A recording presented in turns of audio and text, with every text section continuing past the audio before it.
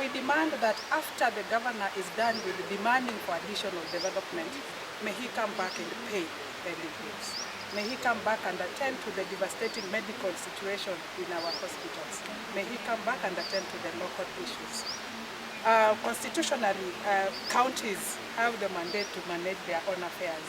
And if there was any void, then we have the Intergovernmental Authority to then interfere or help us to resolve any matters that are outstanding. Should development come, we appreciate it, but we know we must manage our own affairs and make sure that that which we have received. In fact, we appreciate the Finance Minister for having disbursed the money to the counties, and we really appreciate that. But we demand that our governor must be able to appropriate those funds.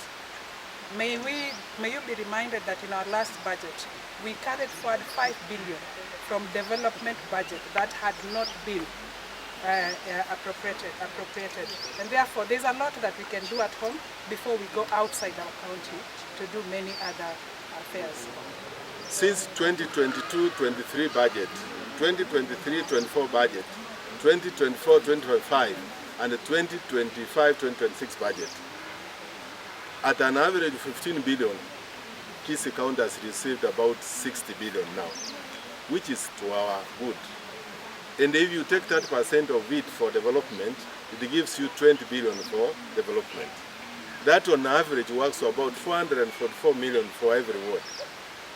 What we are asking our good governor, my friend, is accountability for the resources that he has been given.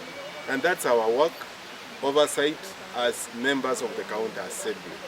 The other day, I asked that the Senate and the members of parliament support the members of county assembly to do their mandate instead of undermining them. So if every ward could have received an average of 400 million in the last 3 years, because that's what the average comes for, you will see transformation.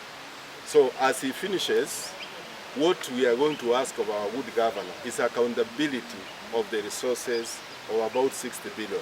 We have another about 30 to come for the next 2 financial years. That means if we were to use that 30% of that will transform our community.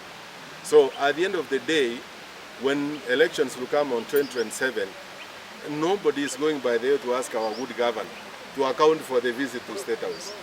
If I were him, I'll stick here and go to the village and improve the road network, the water, and the health facilities. It will never count that you have gone to State House 10 times. If I were him, I'll stick to that. We are asking our good governor that what we need to do for the next 2 years, we need to hit the ground running and be able to give accountability to our people. Nobody should sit settled. What is going to help each one of us is the accountability of what the resources you have been given.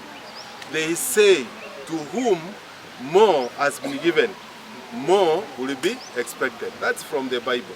Thus, we have pointed to our good governor to come settle down and implement the budget that we